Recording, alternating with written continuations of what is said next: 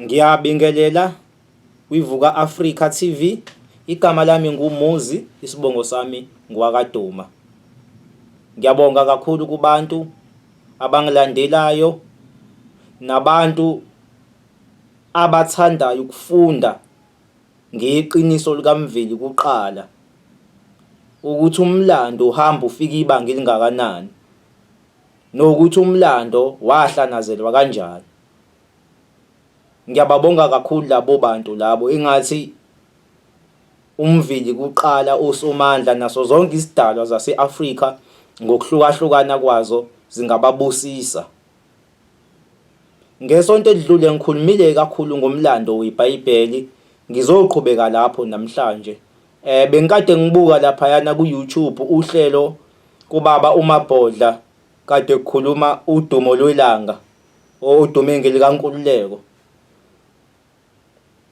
Uhambe wakhuluma waze wathinta indaba enkulu nengihlaba umxhwele kakhulu ethinta mayelana nokuhlanakazelwa kwemilando yeBhayibheli. La ekhulume khona kakhulu ngokuthi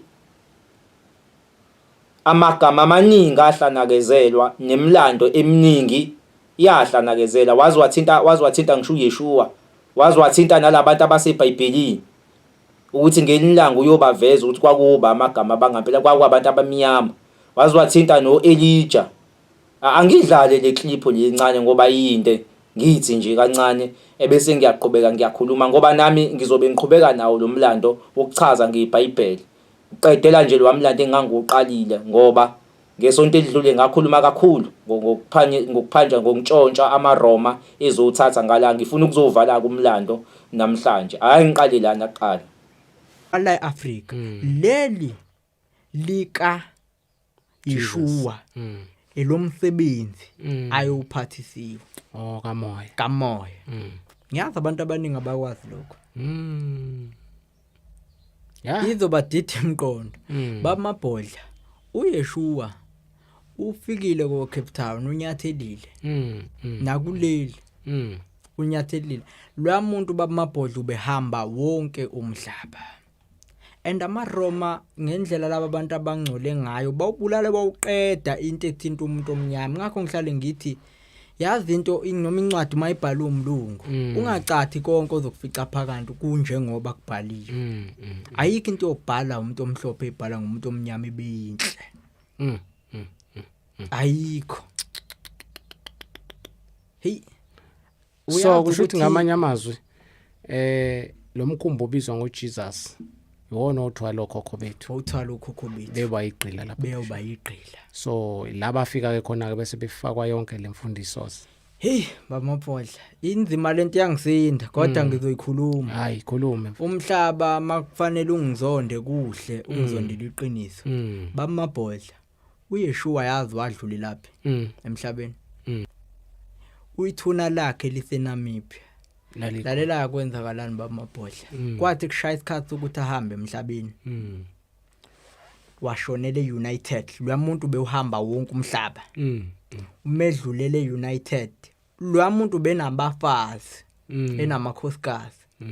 Kodwa ngiyafuna ukuthi mangibuya ngifuna ukugxila ngiveze igama likaNina la ngempela. Ngoba uMaria kusiyo unina. Kwakuumfazi wakhe. Kodwa ngiyazi izwe lizongithuka ngalokho ngoba kulandelwa kakhulu le anti ebhalwe lapha. Kwakuumfazi wakhe. Ngiyafisa nje impela mangibuya ngibuye nawo wonke amagama ngoba ngiyabhala phansi yonke information. Baba uMabhodla le ndoda yadlulele United. Itheme isedlulile United ngesimo sokuthi ube umuntu obenza izinto zenzeke. Bekhuluma izinto zenzeke, bebona izinto zenzeke. Kwathi mase kushaya isikhathi ukuthi adlule emhlabeni bamabhodla kwase kuthumela ithunywa kwathi wakuphuthunywa kiwe kubo. Kuphi? eNamibia. Baqale ngoba ukuzalwa kwakhe wazalelwa eMpumalanga. Naye uzalelwe lapha eMpumalanga. Umuzi waseNazareth wawulapha eMpumalanga. Ngiyazi ngizothuka ngalokho ngoba umlando wabulawa izinto eziningi ezazufakazi labantu bathi mabefika bayiqeda bayibulala nya ithele yandoda mayisidlulile kwathunyelwa igijimi zafika eMpumalanga umndeni awusekho usubuyela eNamibia mabefika eNamibia bawushiya umyalezo ukuthi akasekho emhlabeni eNamibia bamabhodla kwangcwatshwa izingubo zakhe eNamibia leli thuna lakhe eNamibia angikhulumi ngalo Israel oqale ngo1971 mangaphosi lo Israel odumile owaziwayo kuthiwa Israel akusi original Israel lo fake le yakhiwe even lapha kunamathuna amabili futhi khona nawa ngabona ngqo lele seNamibia ngathi lu original ngoba kwafa kweingubo zakhe kulo akukhulunywa lutho futhi ngalo into efihliwe leyo nelise United of America akukhulunywa lutho ngalo into efihliwe leyo babamabhodla kwenzakalani bamthatha bamfaka ethunini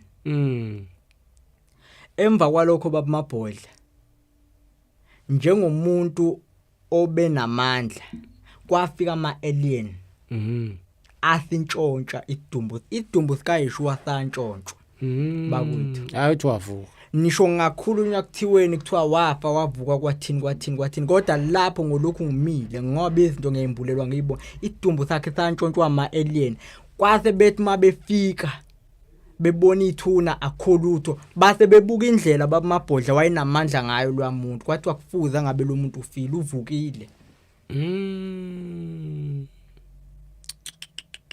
kwathi wakufuza ngabe lo muntu ufile ngendlela benza izinto zenzeka bevusa abantu abafile kwase kuthuvukile ngesimo sokuthi babengenalo ulwazi ukuthi idumbu sakhe santshontsha ama-alien basaziwana namhlanje usaphele lapha yayisishawa ke lento isifaka umhlaba wonke ukuthi wafa wavuka ngiyazi umhlaba uzungivukela ngalento namakholo amaningi azungivukela athi hawangani kubhala ukuthi kwathini kodwa lapho ngimile ya ngoba phela ibona bebebuza ke iqhawe lami ngibanika impendulo bebeyifuna lolwazi engilimbulelo bathi ngiyakubona kade uyishwa yes ngiyakubona kade uyigodlo zama ukuyigwema kodwa ke sekufike ekutheni impela ngoba lokho ebebuzile ukuthi awagcina ukhulume washiya egcineni ukuthi njoba ke sengishiye kanje nakhona ithi yabona iphelele bangifuna ukubuya nolwazi olugcwele ukuthi kwenzakalani even ekhuleni kwakhe until ezengenwa umoya enza izinto zenzeka kwenzakalani ube nabafazi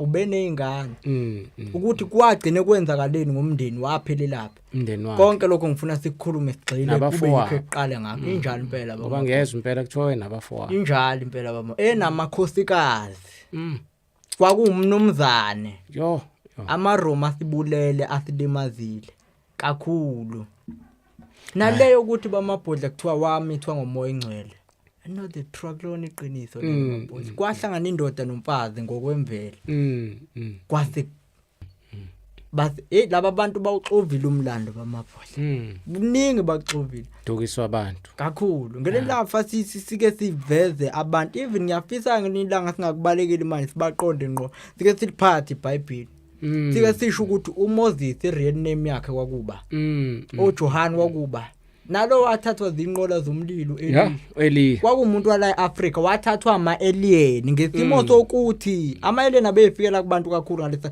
ngesimo sokuthi lo wayehamba naye ayikho into ayingayisho wayengeke kasho ukuthi uthathwe yiBhanoi ngoba la ingekho le language ithi iBhanoi ingakho wathi uthathwe zinqola zomlilo ngoba likhe elinye igama wayengalisebenzisa ngelilanga fast liphathi sihlale nale sibaqonde ngqo angani uyayibona ke le video lena ukuthi uthini kuyiqiniso konke lokakusho imlando yonke iphendukezeliwe njengoba kade nginitshena ngesonto edlule nginitshena wonke umlando ukuthi amaRoma enza kanjani njengoba umuzwa meyikhuluma nawe ukhala kakhulu ngamaRoma ukuthi amaRoma asibulele kakhulu amaRoma yebo njengoba kade nginitshena lo mlando ngesonto edlule ukuthi afika kanjani eAfrica iBhayibheli lintshontsha kanjani wonke lwamlando ade ngikukhuluma ibona ke abantu abantshontsha imilando yethu bahamba baya kuyitwister ngithanda meyikhuluma ngestate lesi esakhiwa lapha yana kwaIsrael istate esakhiwa izolo lesi upresident waseAmerica ikhasa upresident wakaIsrael ubaba uNetanyahu istate esakhiwe nje zolo lokho hayi ngoba kuukuthi uIsrael wangampela uyifake. So uqinisile umfowethu njengoba ekhuluma kanje elwa Israel uyifake. uIsrael wangampela ukephi uthe ukephi ula eSouthern Africa. Sengikuveze kaningi ke lokho nami ngizama ukubavezela abantu kuningize kwenye ivideo yami ngaze nganivezela nesakhiwo salapha yani Namibia. Leso kuyisona esiqukethe imilando kakhulu eminingi. Yes, ngimthanda futhi uDumo Lwelanga methinta azathinte ngokuthi uYeshua wazalelwa la eMpumalanga. So wonke lo mlando enubona eBhayibhelini eminingi ikhishwe ngala eSouthern Africa.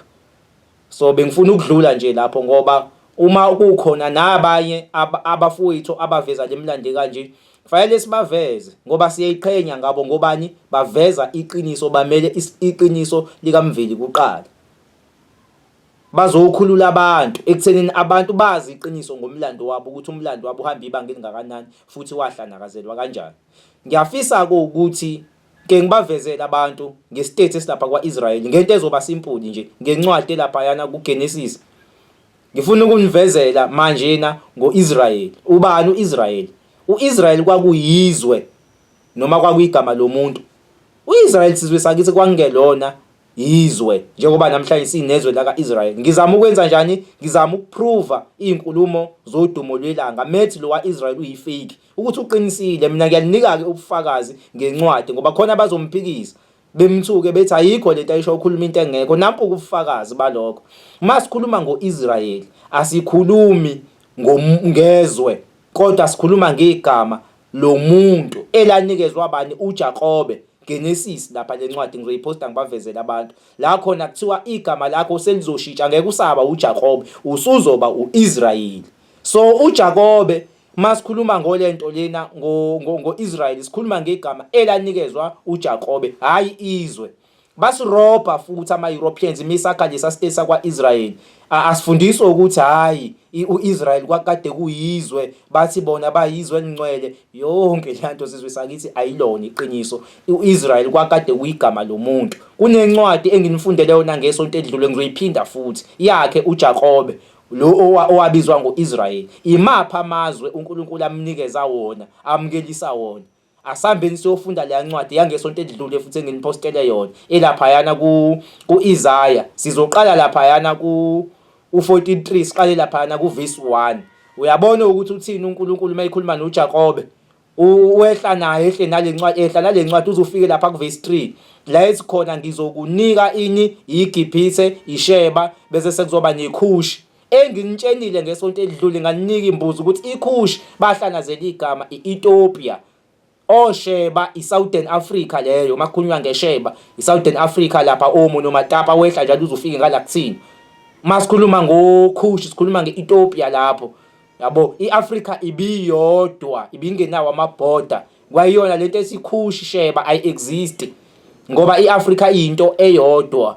iGibhithe ayiqali lapha la beyikhomba khona njengamanje ngoba iAfrica ibiyonke bengekho lamabhoda amabhoda abawafake manje ngokomthetho. iGibhithe iqala ngala ngohlezi ngikusho ngaso sonke isikhathi lokho asinawo amabhoda thina. So alikho izwe elincane lapha eselibizwa ngeGibhithe manje izwe elincane lapha Egypt iqala ngala kwakuyizwe elilodwa lelengekho amabhoda. Yabo sona lo muntu okuthiwa uJakobe imubhekisisa kahle lencwadi uNkulunkulu lo wabizwa ngoIsrael. uNkulunkulu wamnikeza amazwe wathi uzomamkelisa amazwe alana eAfrica. Abantu abayi12 tribes sizwe sakithi of Israel. Ngoba lo Jacob uyena owazala izingane ezu12 lezi ezabizwa nge12 tribe.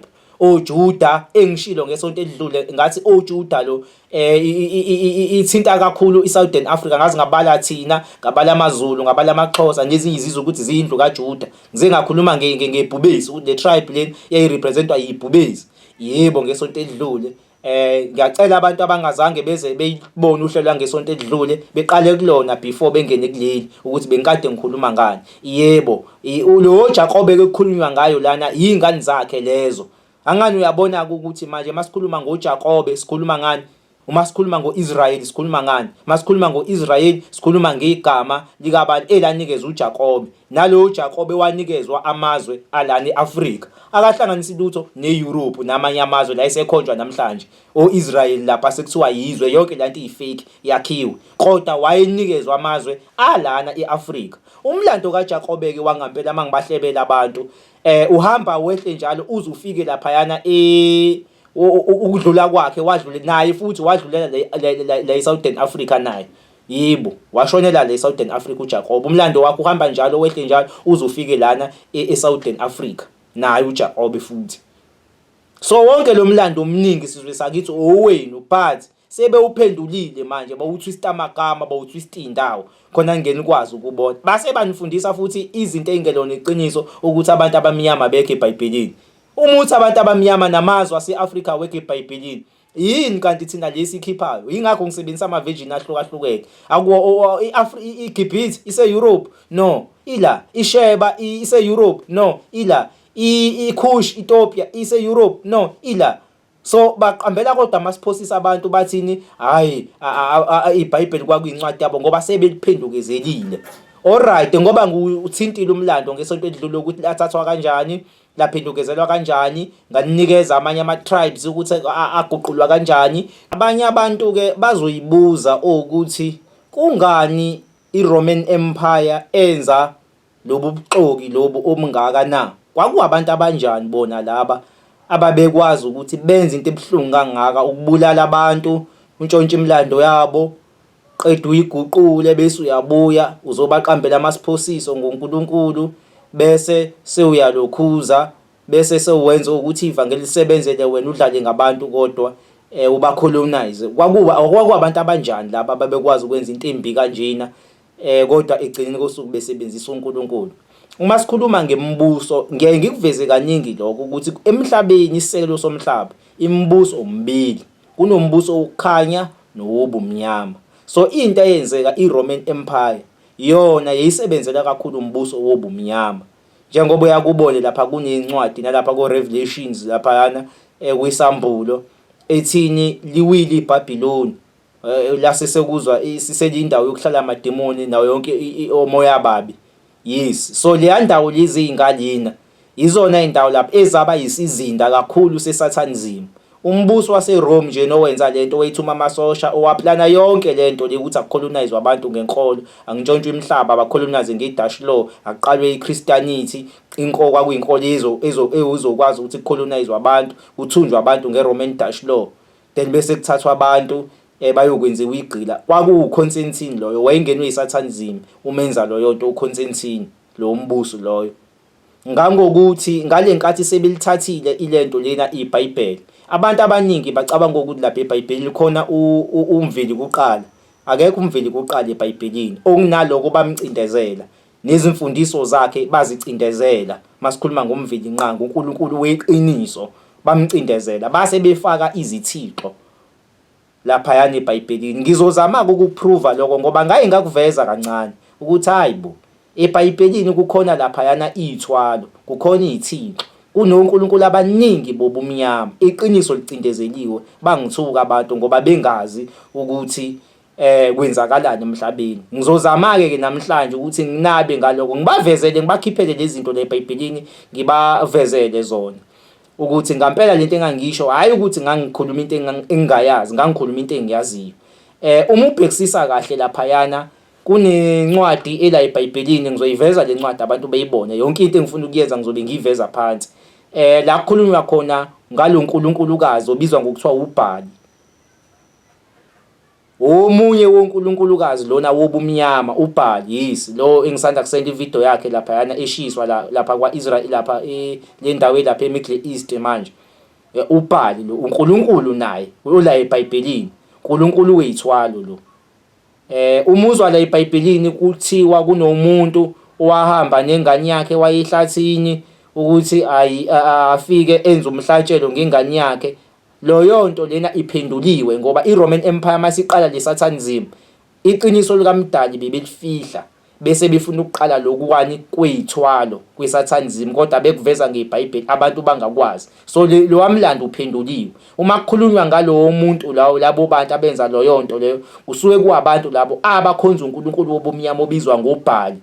Uye oyisithwalo kwakuhanjwa kuyonikelwa ngayo ngezingane, unikele ngengane yakho. Yebo, uBhali loyo onomhlatshelo njalo uyisithwalo leso, into ehlangana noSathane ayihlanganisi lutho nomdali. Kodwa ikhona le eBhayibhelini bayifaka. Yabo sebephakamisa abani, sebephakamisa uNkulunkulu wabo nesithwalo sabo. Njengoba abantu bayeke besho ubani wahamba wayihlathini wathi uNkulunkulu ahambise ingane yakhe. Akusiyo umveli nqangi loyo. uNkulunkulu akalifuni umhlatshelo wegazi lomuntu, akakaze asebenze nje ngomhlatshelo wegazi lomuntu. Isithwalo basuke bekhuluma ngani ngoBhali. Lo uNkulunkulu lona esengimvezile lona na uyisithixo lesi uNkulunkulukazi wobumnyama kuthiwa uBhali. Uya operate kuBhali lemhlabeni izinto eziningi ngaye ngakhuluma ngaye kakhulu uBhali.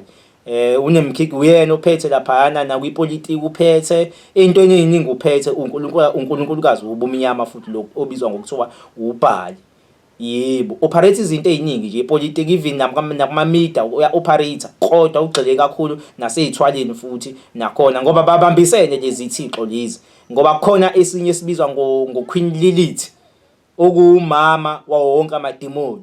Yebo futhi naye uNkulunkulukazi wobumnyama. Bese sekuzoba nenye futhi indlovukazi ebizwa ngokuthiwa uShitayiriri izinto ezikanjalo, but ngizonipostela incwadi nimbone lo uNkulunkulukazi. Angani uyayibona le ncwadi ikhuluma ngani? Ikhuluma ngoBhali, iphinde izothinta nangaye lo uNkulunkulu lona obumnyama. So zonke lezi zinto ezilana labo uNkulunkulu baningi bayinqwaba. Sizwe sakithi ngiyaphinda futhi baningi oNkulunkulu abaseBhayibhelini bobumnyama. And ama-Europeans uma esecolonize iBhayibheli abengamphakamisa umveli kuqala, abephakamisa uNkulunkulu wobumnyama, laba bobumnyama oNkulunkulu. So umhlaba uhlukene kanjalo, kunoNkulunkulu abaningi laphayana nje e-Europe inqwaba yoNkulunkulu abakhona. Ngelinye ilanga kodwa ngizobachazela abantu ngalabo uNkulunkulu, ngibathathe nje bonke bambalwa ngibachazela idiagram yabo ukuthi indaba yabo ihamba kanjani.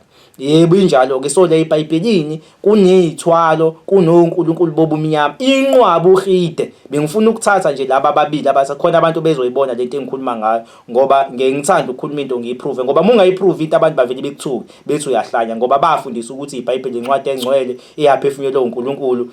Yonke into eseBhayibhelini iholy, kanti iBhayibheli liyincwadi yantshontshwa yacolonizwa.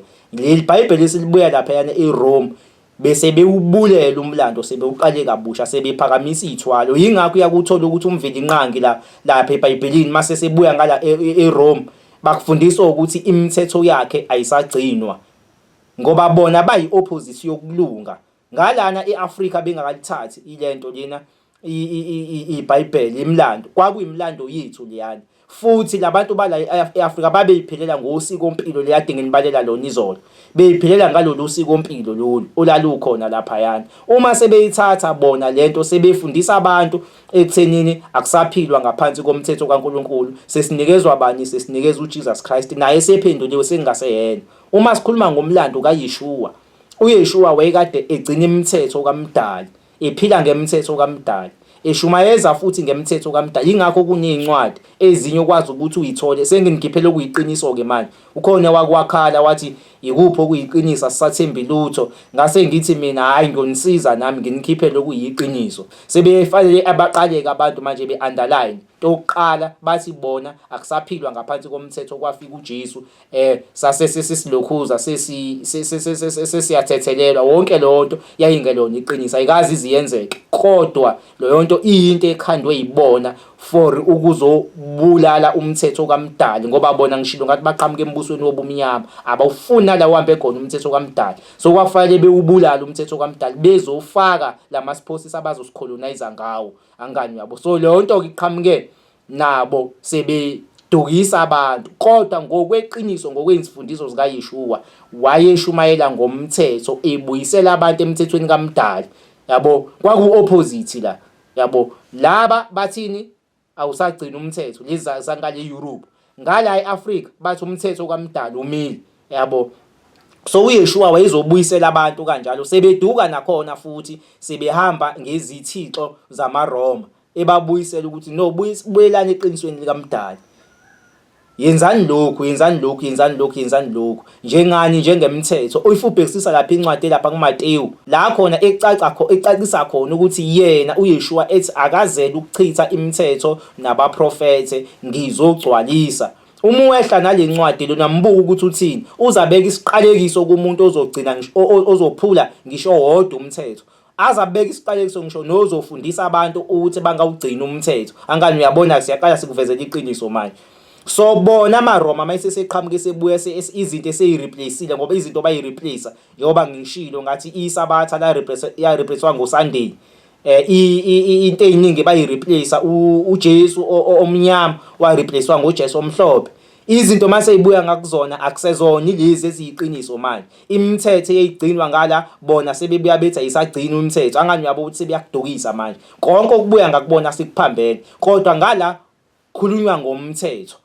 Ngizozenza zibeningi lezi ncwadi. Ufu uyobheka incwadi futhi yamaHebheru ukhulunywa ngomthetho lapho. Kuze kuthiwa owadelela umthetho kaMose wafa wangahawukela. Owadelelani umthetho kaMose wafa wangahawukela. Athini wona amaRoma? Athi mayibuya amaRoma athi hayi uMose waba yisahluleki, hayi kwafika uJesu yonke into seyira. Yonke leyo nto siswakithi yayingelona iqiniso. uJesu yena wayikhuluma ngomthetho njengoba uMose ayenza. Yonke lento eqhamuke nabo sebeyiphendukezelile bona. Ongena futhi uMoses, umuntu omnyama loyo. Owalana futhi naye eAfrika. Umlando wakhe utrace back lapha yana eMpumalanga futhi nayo yonke into yaqala la eAfrika. Nawo lo mlando walomuntu lwana owala eAfrika lo uMoshe or uMusa. Yes, owala eAfrika na umlando wakhe uqhamba lapho owala eMpumalanga la eSouthern Africa futhi naye ngoba yonke into yaqala la le 12 tribe yaqala la. Yes, umlando wakhe kuxoviwe kakhulu. Lo msindisi loyo uhlangana kakhulu neEthiopia. Uhlale kakhulu lapha eEthiopia futhi. Lo msindisi waze wagana wathola nonkosikazi. Wahlala kakhulu futhi naseEthiopia waze wathola futhi nonkosikazi. Ungakholwa lokho angafunda incwadi kaNumeri noma imbhalo 12. Ngake ngithande ukukhuluma bese ngiveza neversion yeEnglish ukuze abantu bacacele kahle ukuthi masikhuluma ngeKush eBhayibhelini sikhuluma ngeEthiopia. Ngakho uMoses wahlala kakhulu kulamazwe. Kodwa ngenxa yobuqili babacindezeli lo mlando bawucindezela abasifundisi wona ngoba uMoses bamveza sebenza sengathi wayewumlungu. Wavezwa nje eyolanda abantwana bakaIsrayeli eGibhithe. Sebesifundisa nokuthi ma bebuya kwahlukana phakathi ulwandle elande abantwana bakwaIsrayeli nabantwana futhi ayebalandile sekuvezwa isizwe esimhlophe sengathi kwakwabelungu. Manje angithi uyabo kukhulunywa ngoMoses ngayo uMoses ehlala le Ethiopia la ekhuluma lo wayesola ngokugana kwaMoses lapha elokuze Ethiopia ngonkosikazi afika kwamthatha wafika waganwa le Ethiopia uMoses. Wahlala isikhathi eside eEthiopia uMoses. La eEthiopia uma ubheka lapha iKing James version angani bokusakhulunywa ngani usakhulunywa ngeEthiopia ngingenza ngamabomu. Kusaya kuleli phuzu lamade ngenichazela lo ukuthi iKush Ethiopia angani yabokhulunywa ngoMoses la kukhulunywa ngeKush okuyini okuyiEthiopia kwiKing James version. So lo msindisi uhlangana kakhulu neAfrika umuntu omnyama naye yonke lo mlando abawushoyo abathi waba yisahluleki yonke abayishoyo bawuphendukezela umlando abawuguqula. Angifuna nokukhuluma kakhulu ngawo uMoses ngoba basibulele basifundisa into engekho ngayo. Yonke lento ukuthi wayehola abantu bakaIsrayeli bahamba 40 years besuka lapha yana eGibhithe beya kulelizwe abalikhombayo njengamanje. Lo mlando wonke abawubhale eBhayibhelini awusilona iqiniso. Uma sekuthiwa jula ke nawe ukhona umuntu ongasuka la eEgypt eya la kwaIsrayeli ahambe 40 years. Mawuzenzela ucwaningo akupheli ngisho 5 days ngoba phela kwakuyizwe lela abalifakiswe esikanali izwe lisondelene kwakuyizwe lilodwa futhi balifakiswe esikanali balinqamula. Yes ngoba phela iAfrica yeqala la eSouthern Africa iziyobhajwa ngalena eNorth East Africa. Yebo bafakiswe esikanali ke sebeqala lento yamasphosiso ukuthi laba bathu Israel sebakhaya lesi state lesi kanti uIsrael kwakuyigama lomuntu sebesidukisa ngani yabo. So umlando bekufanele benze sure ukuthi bayawukhipha la eAfrica abawulethi nje inhlobo. That's why besiqambela amasphosisi abantu abaningi bayitshena ukuthi hayi uMoses walanda abelungu eGibhithe wabayisa kaIsrayeli konke ama-Arab. Umlando bawuthatha nje umlando wale Afrika bawuyisa kwezinye indawo bayawuhlanakezela. Kanti lo msindisi lo umuntu omnyama lo wayehlala le Ethiopia futhi and umlando wakhe uthinta kakhulu iMpumalanga neEthiopia nayo iGibhithe futhi iyamthinta kakhulu angani yabo. Kodwa hayi lelizwe abalikhombayo lesi state sango-1948 ahlanganisa lutho nalela lizwe uMoses. Uhlangana neAfrika naye umuntu omnyama, but ukuze umlando bezowukhipha ekutheni emqondweni yabantu kubonakala sengathi umlando wohlangana weBhayibheli wohlangana nabelungu. Akwenziwe istory sokuthi uMoses wahamba 40 years esuka la amasiphosi oqala ukugcina abonwa ngisho na ingane encane. Umuntu ongasuka la eEgypt ahambe 40 years eya la izwe lumakhelwane. Ngikhuluma kahle ngoba leyo nto kwasuka ingcithabuchopho yake yasusa umsindo kudala, kwasuka izinto ingcithabuchopho zahamba zayo checka. Phela angani mahamba abantu 40 years kufanele kutholakala amathambo, kufanele kube khona izinto ezikhombisayo la kwahamba abantu 40 years. Kwasuka ke ingcithabuchopho kuphikisana lolu daba bahambe bechecka le kwakuthiwa bayahamba khona uMoses, akutholakala ngalutho sizwe sakithi. Ngakokuthi kuyimanje abantu udaba likaMoses abanye baze bakholwa ekutheni indaba yaMoses yayinto engekho. Hayi ngoba yayingekho indaba yaMoses, ukhona umlando wakhe kodwa waxova waphanjaniswa.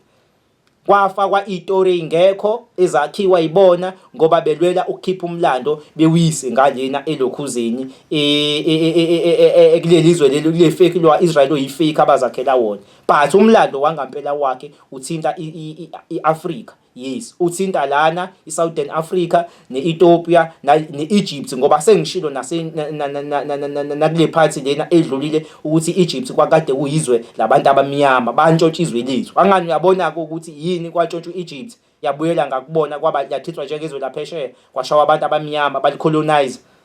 Ingoba vele babefuna ukuthi imlande lapha yonke bayikhiphe kube sengase yayikade yenzeka kephi, yayikade yenzeka kwamanye amazwe njengoba sebetshontsha umlando kaMoses beqamba amasiphosi yonke lento okuthiwa yemthetho eyishumi. Imithetho eyishumi yasuselwa kuma-laws of Ma'at yalapha yana eEgypt.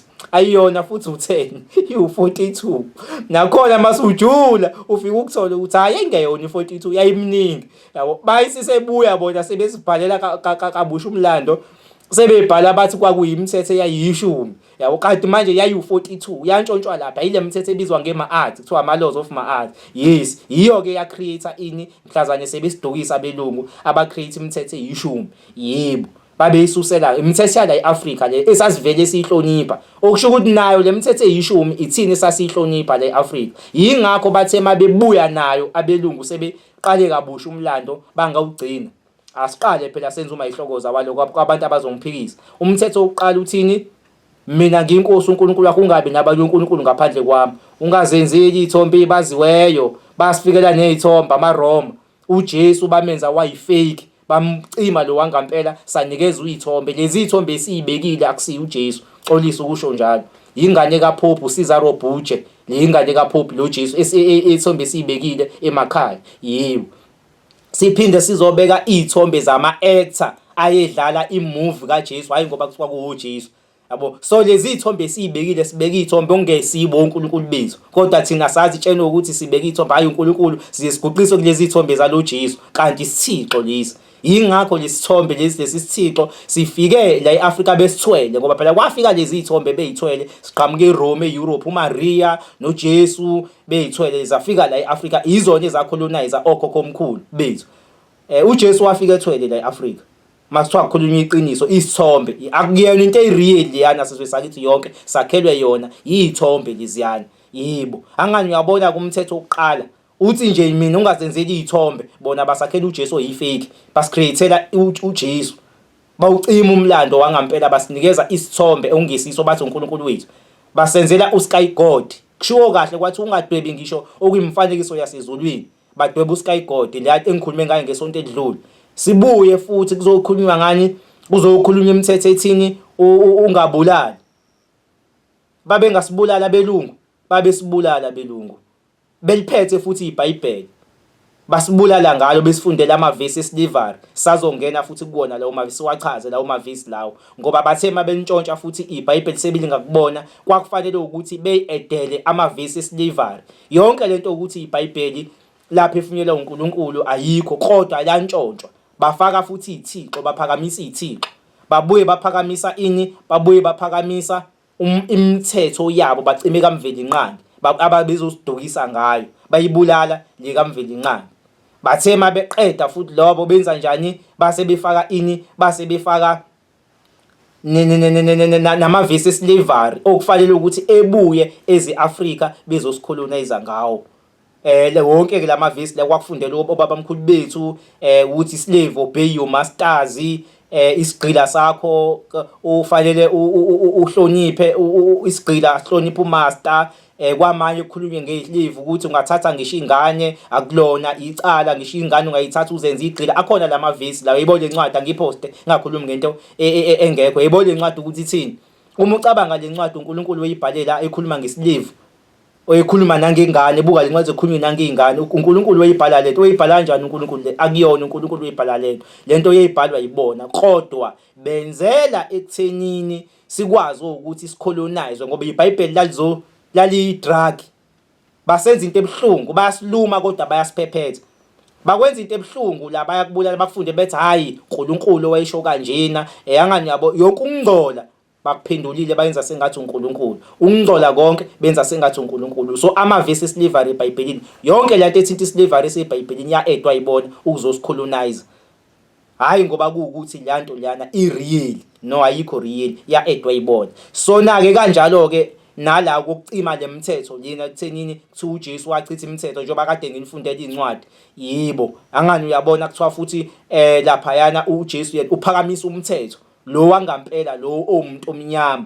Yes, uphakamisa imithetho yena. Lo wabo akusaphilwa ngaphansi komthetho bayakudukisa.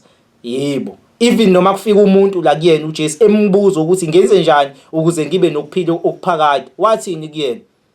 Wathi gcina imithetho. Uma imbuzo ukuthi imuphi lo mthetho, wathini? Ungabulali, ungebi.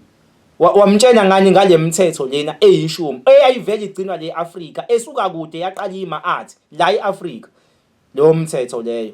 Yes. Kodwa ke bayiguqula manje bona bayenza ngalendlela yabo. Uma sebebuya nayo futhi sebesifundisa ukuthi imithetho kaNkulunkulu akufanele ukuthi igcinwe, kodwa iqiniso umdali uYeshua webatshena abantu ngomthetho. Bona bayawucima umthetho.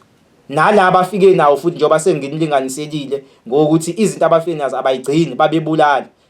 Bayasijika bona bayisebenzisela lento for ukusikolonize nokusibulala. Abagcini ngisho umthetho kaNkulunkulu benza ukungcola. Lokho kusho uNkulunkulu abakwenzi. Makuthiwa ungaphingi bona bafike baphinga lana eAfrika. Yes, benza idamage enkulu. So lezi zinto lezi uNkulunkulu angayifuni bona bazenza ngenkani.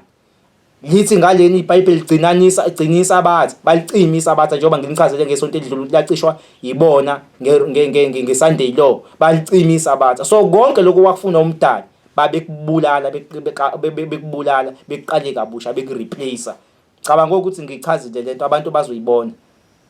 Uma seyibuya ngakubona izinto akuseyona ilokwala eAfrika bona sebeyakudukisa. Ivangeli balenza ukuthi lisebenzele bona bakufaka ehlathini. Bakufundisa ukuthi ungagcina umthetho, bayazi ukuthi mabenze njalo vele sizoba isizwe esifile ngoba sawugcina umthetho kaMdali wethu sesibhawa ezithixweni zabo njengoba sigcina lezi zinto zabo engekho ezinye zazo ngisho eBhayibhelini noma Easter o December 25 isikwakuzala uJesu awuthi ngishaqa abantu ngithi ukubaphathisa ngikhanda kancane ngama birthdays. Abantu bayazi ukuthi ama birthdays aqhamuka kwiSatanism. Awekho eBhayibhelini ama birthdays. Akukho la uzwa khona kuthiwa kwakugcina khona ibirthday. But okunaloko uyakuzwa uthola incwadi lokwenza idili lokuzala ukuthi kuyisiqalekiso. Kodwa uma ufunda iBhayibheli leSatanism, nanti iBhayibheli leSatanism labhalwa uLaVey. Uma ubheka le statement kukhona lethi khona usuku olubalekile kwiSatanism. Usuku lokuzala uma ucelebrate nje usuku lokuzalwa ile ncwadi uyayibona ukuthi ijude kanjani iyakhombisa ukuthi usuku lweSatanism ama-birthdays ukwenza i-birthday akuhlangani nomdali kaNkulunkulu nosuku lukaNkulunkulu. Angani uyayibona le ncwadi ukuthi ithini le statement lesi ngama-birthdays. Yasibona le statement isithini ngama-birthdays. Siyakukhombisa ngokusobala ukuthi ama-birthdays akahambisani nomdali, kodwa ama-birthdays ahambisana nesathanism. Ngokweqiniso mase kuthiwa singakhohlisana, kodwa bona bathatha bagcinisa abantu njalo ngomhla ka-25 usuku lukaJesu bathi kwakuzala uJesu. Kwenzeka kanjani ukuthi kuthiwe kwakuzala uJesu ngomhla 25 ekubeni iBhayibheli lesathanism kuyilona elihambisana nama-birthdays? Engekho ama-birthdays eBhayibhelini, ingoba babedlala ngabantu bebadukisa bebacolonize, bebagcinisa futhi izinto zobumnyama bengazi. So bebesisusa kumdali befuna sigcine izinto zesathanism, silahle nomthetho kaMdali sigcine lokho kwabo okuqhamuka kwisathanism kweRoman Empire. Cabanga ukuthi abantu bathe ukufunda kancane. Siqhubeke futhi sichaze, ngoba sengifuna ukuhamba ngize ngiyongena kwiNew Testament, sengithe ukuthinta okunye kuyona ukuthi sona basidukise kanjani ngayo, basicolonize kanjani, bayisebenzise kanjani iNew Testament. Funa sike singene kuyona sigcine iNew Testament futhi. Ubulele kakhulu la kwiNew Testament. Okokuqala nje ukuguqulwa kukaJesu, untshontshwa izinto zalapha yana eKhemethe, oHeru, isihlanakezelo, izinto ezayikhuluma ngelanga ezinye ihlanakezelo kuyizona izokwakha uJesus Christ. Jesus Christ wakhiwa izinto ezihlukahlukene ezala eKhemethe, imisebenzi kaYeshua, bese sekuzoba izinto eziningi abayihlanganisela bona bakho uJesus Christ. Ivangeli lakhe lonke labulawa balisebenzisela ekuthenini besicolonize. Wayeshumayela kakhulu ngothando. Ngaye ngayichaza lento, ngasho ukuthi yena wayebuyisela abantu ebungcweleni bekaMdali, ukuthi abantu uma behamba kulesi asibeletho somkhathi udumo lwelanga akakhuluma ngaso ukuthi uma uhambe emhlabeni uyodlula kusona, uma kuukuthi ubenza into ezimbi la ufika ubambeke khona, ubeshumayeza abantu ukuthi abebe nothando, bangenza izinye izimpi kwabanye, into ezimbi kwabanye abantu, yabo, ebashumayeza ngokulunga ukuze uma befika kulesa sigaba bafike badlule kusona. Yonke leyo ukushumayela kwakhe ukulunga ukuthi umuntu akalunge kwenzelwa lesa sigaba lesa somkhathi. Bona belungu baliguqula lonke ivangeli lakhe balenza ukuthi lisebenzele bona. Sebenza njani ka belungu? Sebethi thanda isitha sakho. Bayazi ukuthi umuntu wayisitha kwakubani, kwakuyibona babehlukumeza. Bona sebeyahlukumeza ngala kodwa basebenzisa ivangeli bathini thanda isitha sakho. Umuntu uma ekushaya ka left mnikeze esinye ihlathi saka right. Ukhona yini umuntu ongakushaya ka left umnika ihlathi esaka right? Umuntu okufundisa loyo nto ukwenza imvu engakanani, lo muntu lo uyakulimaza.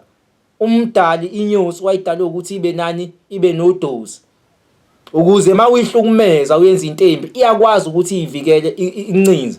Intuthwane incane, kodwa umuntu mayenza into embi iphiwa amandla ngokwasezulwini ukuthi kuncinze nayo futhi ukwazi ukuyivikela.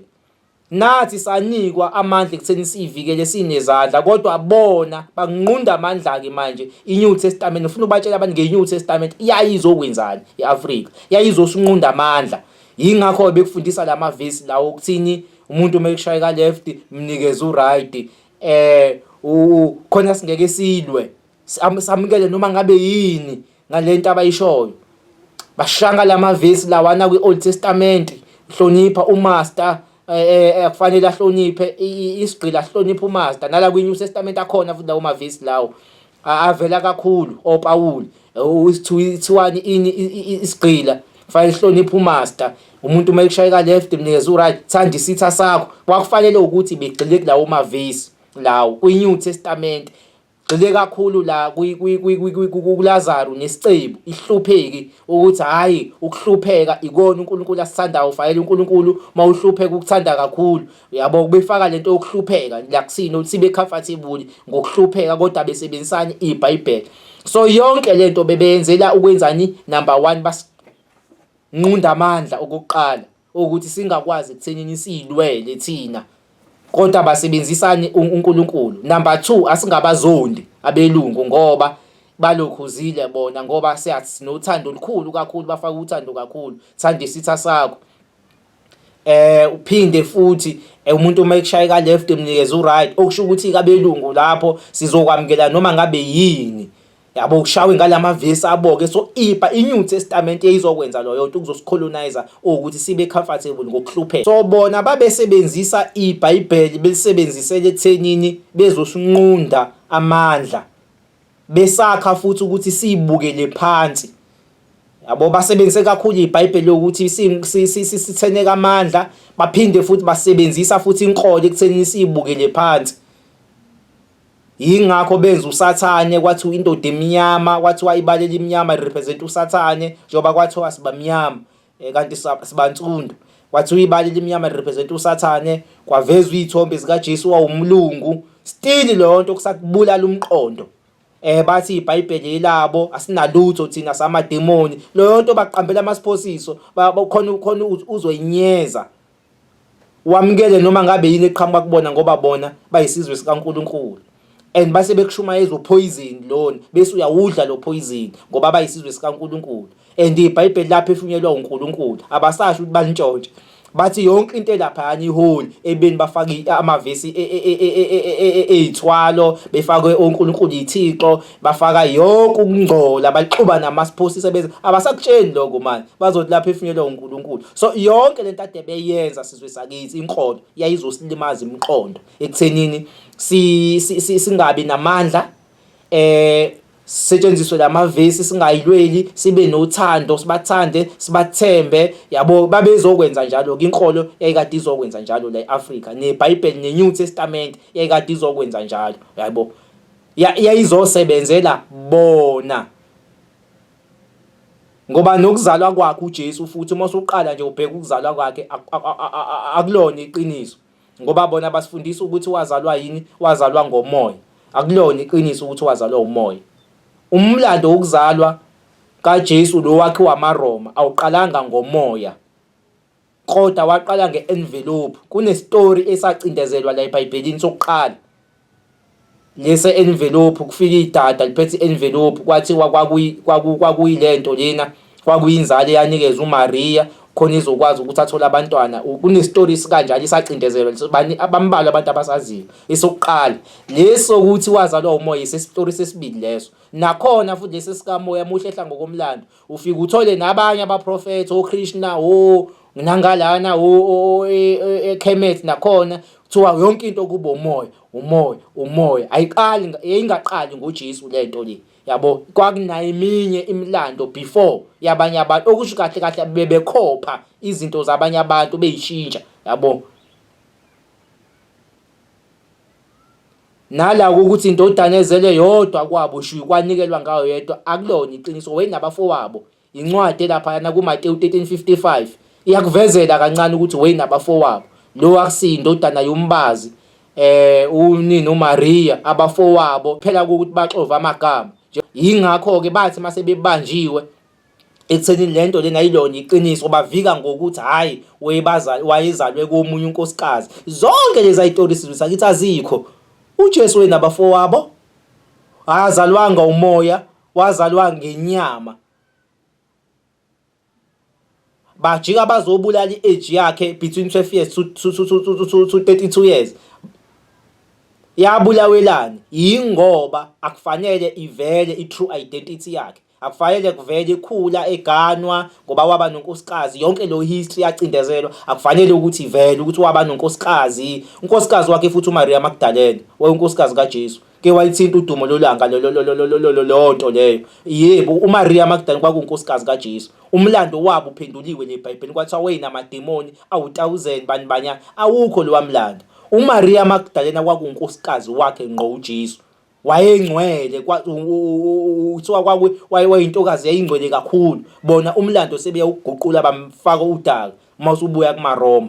Kunanezincwadi abayicindezela. Ngithi angikuveze lokho ngoba ngikuvezile kule incwadi lezi abayikhipha eBhayibhelini. I-love story kaMaria Magdalene izona incwadi lezo ezayiphethe umlando ukuthi bahlangana kanjani uJesu, uYeshua noMaria Magdalene, into yabo yahamba kanjani, umlando lezo incwadi lezo. Yes, iGospel of Maria Magdalene amaRoma ayikhiphe eBhayibhelini. ezinye zencwadi ezakhishwe eBhayibhelini njengoba kade nginikhombisa ngesonto elidlule. Isizathu sokuthi bayikhiphe ama-gospel aMaria Magdalene ngoba kwakuzotholakala iqiniso ukuthi kanti uJesu unenkosikazi, ngoba uJesu bese bemakhe kabusha nemilando bese beyakhe kabusha. So imilando abanikeze yona yonke eminingi iguquliwe, angani uyabo. Iyona ke lesinivezela zona amaqiniso. No, lokhu kwakuyiqiniso, lokhu kwakuyiqiniso. Okunye ke futhi okuyiqiniso lokade nginitshela kona ukuthi lo wayezovusa imithetho. Yonke lento abantu abayisho ukuthi akusagcinwa akusaphilwa ngaphansi komthetho kwafika uJesu sasidukiswa yena wayiletha imithetho babesibulala amaRoma, angani uyabo. So ngisho even ukubethelwa kwakhona akulona iqiniso. Yabona ubhekisisa kahle lapha yana uma ufunda incwadi lapha yokubethelwa kaJesu, uma ubheka incwadi lapha kuMateyu kunemfihlo ekhona lapha engifisa ukuyichazela abantu futhi. Uma ubhekisisa kahle lapha kuthiwa uMaria noMaria Magdalena labantu bawu2. Lezi incwadi lezi ziyakuvezela kancane ufakazi ukuthi uMaria Magdalena wayeyilunga elithile lomndeni kaJesu. Amagama ke siyazi ukuthi aphanjanisiwe kodwa sosebenzisa wona lamagama lawo. Yabo ngoba ayikho into esizoyenza ngoba mase lokhu sishintsha amagama abantu bazodideka. Mase lokhu sikhuluma ngoJesu kodwa abantu sebeyazi ukuthi sikhuluma ngoYeshua umsindisi, angani uyabo. So ke uMaria Magdalena khona uyibona lencwadi ukuthi kwayabani uMaria Magdalena noma uMaria kwakuma uma wakhe ngokusho kwabo bathi uMaria, uyabo. So uyabona ukuthi wayisondelene noJesu lo muntu ngoba wayenkosikazi wakhe, vele kwakunkosikazi wakhe. Njoba sengishilo ukuthi bakhipha ama-gospel alo yonto leyo, but umlando sebewutwistile, but uhamba bangithi uyababamba kancane usawu pho wayeyapha ethuneni ehamba noma wakhe uma kuukuthi kwakulokhuziwe wayinamademo kwakumuntu onamademoni kanti kwakunkosikazi wakhe uJesu, ingakho umbona eyithuneni. Angani uyabona futhi la ukuthi baya nini, baya ngosuku lokuqala lweviki sekudlulisa abatha lunini lolo suku loyo. Ngicela ukuthi abantu bejule linini lolo suku siwabaya ngosuku lokuqala lweviki emva sekuphumisa abatha, okusho ukuthi baya nini isabatha lingomlento lena lingomgqibelo. Ngeke ngikusho njalo lokho, isabatha lingomgqibelo okusho ukuthi baya nini, baya ngesonto, okusho ukuthi isonto usuku lokuqala evikini, okusho ukuthi usuku lwesikhombisa kahle kahle yini, yisabatha. Umlando amaRoma awucima futhi lo mlando ngoba bona basinikeza olunye usuku balicima isabatha njengoba kade nginitshela ngesonto edlule. Ngifuna ukufakaza lokho manje futhi nginiveze ngikuhlalise obala nginikhiphe leBhayibhelini ngoba iyakuveza incwadi ukuthi baya seliphelile isabatha ngosuku lokuqala ngeviki. Usuku lokuqala esontweni kahle kahle yisonto, hayi uMonday. Lokho ukuthi uMonday into ephanjaniswa amaRoma leyo awuphambanisa futhi nalabo umlando badukisa abantu. Ngeke ngichaze njalo ke lento nangesonto edlule ngichaze ngathi amaXhosa umgqibelo athi usuku lomgqibo. Chaza ukuthini ukuthi sigqibile, siqedile. Okusho ukuthi isonto liphela nini, liphela ngomgqibelo. Isonto sekuusuku lokuqala esontweni. iBhayibheli right. Abantu abasidokisile kakhulu abatwistile umlando amaRoma njengoba besifundiswa ukuthi usuku lokuqala esontweni ilento lena uMonday, akulona iqiniso. Sidlala amaRoma ngeGregorian calendar la bafika nayo besidokisa. Cha abantu bayibona izinto ukuthi siphanjaniswe kanjani. Noma ubokisisa kahle lana futhi ukuthi kwafika kwenzakalani ethuneni. Uyakuthola lokho ukuthi hawo bathi mabefika ethuneni kwafike kwatholakala ingelosi. Makhulunywa ke ngengilosi akushiwonga ukuthi izingelosi, kwathiwa ingelosi okusho ukuthi iyayiyodwa. Hamba kuyofunda abanye futhi ukuthi uze ukuthi bona bathini, uhambe lapha uye kwenye incwadi abachaza umlando owodwa nalona wokuvuka kaJesu, ubone ukuthi bakhuluma into eyodwa yini. Number 1 kwaya abantu abawu2 kulabo. Uma usuya kwamanye futhi kwabanye abasho umlando owodwa bafike bethini bona kuvela abantu sebengekho u2 kumake lokho. Angithi uyayibona incwadi leni engipostele yona manje, abantu abayithuneni kanje abasekho u2 manje. Phinde ungimake lokho ukuthi ekukhonani manje la kule ncwadi lena amadoda amabili. Ngale bekuthiwa ingilosi, akushongo kuthiwa izingilosi, ingilosi. Ngala sekukhona amadoda amabili. Zibuza umbuzo ke wena ukuthi why bekhuluma izitori engafani. Yini lento iphambane kanje? Ingoba vele ingane kwani lezi abasakhele zona ayikazi zenzeke lezi zinto lezi abayishoyo. Angani yabo. Sona iBhayibheli lihamba lapho ke kanjalo kancane kancane. Mawuthi umuntu ojulile ufika ubabamba ukuthi no, basinikeza izitori ezingekho. So zonke lezi zitori eziqhamuke nabo eziningi azilona iqiniso. Ngicabanga ukuthi ngikukhavile okuningi. Abantu abanombuzo abafuna ukubuza okuthile ngiyacela ukuthi bengithinte ngaphansi befake imibuzo ukuze ngizokwazi ukuthi ngilivale lolu hlelo ngoba sengiqedile manje mina ukuchaza ngokwami umlando weBhayibheli. Sengilindele imibuzo yabantu ukuze ngesonto elizayo ngizothatha imibuzo nje kuphela. So ngicela abantu bezanelise ngokubuza ngaphansi ukuze ngesonto elizayo ngizophendula imibuzo. Ngifisa nje ukugxila nokuphendula imibuzo yabo kuphela mayelana nalomlando lona weBhayibheli. La bedideka khona bebhale bebuze yonke into then ngizobe sengibaphendula ngesonto elizayo. Uma ngiphinde futhi ngithola isikhathi hayi ngibaphenduleke baphendule ukuze bekwazi ukuthi begculiseke ngoba inhloso yethu njengoba silana asizele ukuzogxeka abantu bakithi. Abantu abaningi benganginaki lokho kube sengathi silwa neChristianity, silwa nenkolo yabelungu. Kanti asilwi thina neChristianity. Asilwi thina nabantu bakithi abantsundu abangaphansi kwezinkolo zabelungu. Silwa namasphosisi enziwa abelungu bedukisa abantu bakithi abantsundu. Abantu bakithi abantsundu bayamthanda uNkulunkulu kakhulu. Yingakho beyidefend inkolo yafika nabelungu. Uthando lukaNkulunkulu lo. Kodwa ngoba bengazi ukuthi akuyena uNkulunkulu lo ufike nabelungu. Bengazi futhi ukuthi akulona iqiniso lelifeni uNkulunkulu. Izigebengu zazosidukisa ngani yabo. Ingakho bedefenda. So thina sizosiza abantu ukubabuyisela eqinisweni kaNkulunkulu. No, lento esidefenda usidefenda into ezosidestroy. Sibanika iqiniso okusho ukuthi kahle kahle thina sizosiza abantu. But abantu abakubonike lokho abantu abaningi. Basibona njenganathi ama-antichrist. Thina ama-antichrist. But ke laba abanenhlanhla bayobona thina sizela abantu abathanda umveli kuqala. Abathanda iqiniso sizobacathulisa kancane kancane kancane. So yiloko ebengicela ekutheni nabantu bebuze then ngesonto elizayo ngizobe sengikwazi ekutheni ngiphendule imibuzo yabo. Uhlelo la namhlanje ngicela ukuligoqa ke ngilibambelana. Ngiyabonga kakhulu ukungilandela. Ngiyacela oqalayo ukuthola le video, ngicela engilikeele besubscribe, beclick nebell ukuze izokwazi ukuthola nawo wonke ama-video amanye engizolokhu ngiwafaka ngoba kuningi esizolokhu sikuchazela abantu, esizolokhu sikufaka kancane kancane, sicushisane nje kancane kancane, sifundisane kancane kancane. Ngiyabonga.